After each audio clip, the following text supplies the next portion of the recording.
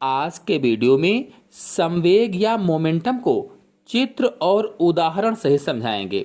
तो इस टॉपिक के अंतर्गत आज हम संवेग की परिभाषा यानी संवेग किसे कहते हैं, संवेग के उदाहरण, संवेग का सूत्र, संवेग के अलग अलग प्रणाली के मात्रक समझाएंगे। तो चलिए सबसे पहले संवेग को इन चलचित्रों से समझा देते हैं।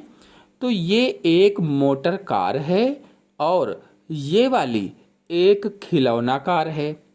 अब मोटर कार और खिलौना कार दोनों समान वेग से चल रही हैं या समान चाल से चल रही हैं, यानी जितनी तेज मोटर कार चल रही है उतनी ही तेज खिलौना कार भी चल रही है। आप सोचकर बताइए कि इन दोनों में से किसको कम बल लगाकर रोका जा सकता है। तो स्पष्ट है कि खिलौना कार को बहुत कम बल लगाकर रोका जा सकता है, यानी खिलौना कार को रोकने में बहुत कम बल लगाना पड़ेगा, जबकि मोटर कार को रोकने के लिए अधिक बल की जरूरत होगी। ऐसा क्यों हुआ? तो देखिए, खिलौना कार हल्की है, यानी खिलौना कार का द्रव्यमान कम है, जबकि मोटर कार भारी है, वजन अधिक है, मतलब मोटर कार का द्रव्यमान अधिक है।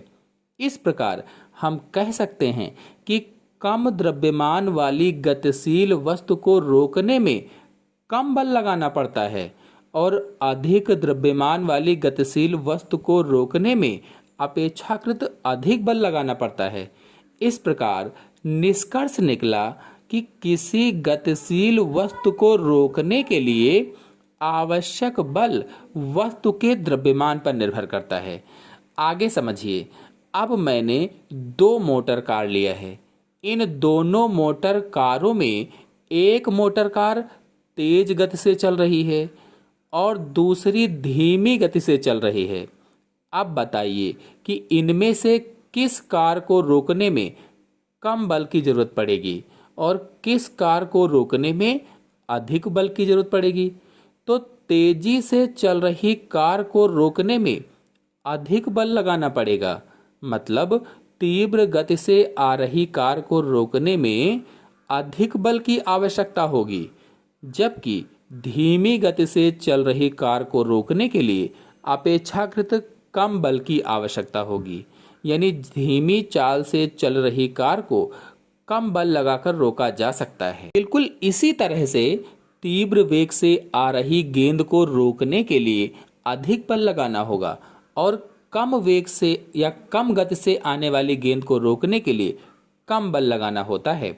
इससे यह निष्कर्ष निकलता है कि यदि समान द्रव्यमान की वस्तुएं हैं तो तीव्र वेग की वस्तु को रोकने के लिए अधिक बल और कम वेग वाली वस्तु को रोकने के लिए अपेक्षाकृत कम बल की जरूरत होगी, अगर समान द्रव्यमान की है तो। अतः हम कह सकते हैं कि गतिशील वस्तु को रोकने के लिए आवश्यक बल वस्तु के वेग पर निर्भर करता है।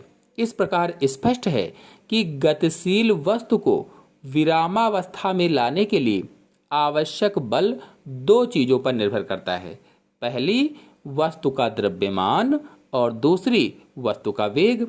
इस प्रकार से संवेग की परिभाषा होगी किसी गतिशील वस्तु के द्रव्यमान और वेग के गुणनफल को संवेग कहते हैं। कोई गतिशील वस्तु है, उसके द्रव्यमान और वेग के गुणनफल को संवेग कहते हैं। अथवा हम कह सकते हैं कि किसी वस्तु के द्रव्यमान और वेग के गुणनफल को वस्तु का संवेग कहते हैं। तो इसे P से प्रदर्शित करते हैं। P, यदि किसी वस्तु का द्रव्यमान m हो तथा वेग v हो तो P बराबर mv, यानी संवेग बराबर द्रव्यमान गुणे वेग। और संवेग का मात्रक SI प्रणाली में अगर देखा जाए तो संवेग बराबर होता है द्रव्यमान गुणे वेग। अब द्रव्यमान का मात्रक होगा किलोग्राम और वेग का मात्रक होगा मीटर प्रति सेकंड। इस प्रकार से संवेग का मात्रक होगा किलोग्राम गुणे मीटर प्रति सेकंड, यानी संवेग का मात्रक किलोग्राम मीटर प्रति सेकंड होता है। CGS प्रणाली में संवेग का मात्रक ग्राम सेंटीमीटर प्रति सेकंड होता है, जिसे डाइन सेकंड भी कहा जाता है। संवेग एक सदिश राशि है। इसकी दिशा ठीक वही होती है जो वेग की दिशा होती है। आशा है आपको वीडियो समझ में आया होगा। धन्यवाद।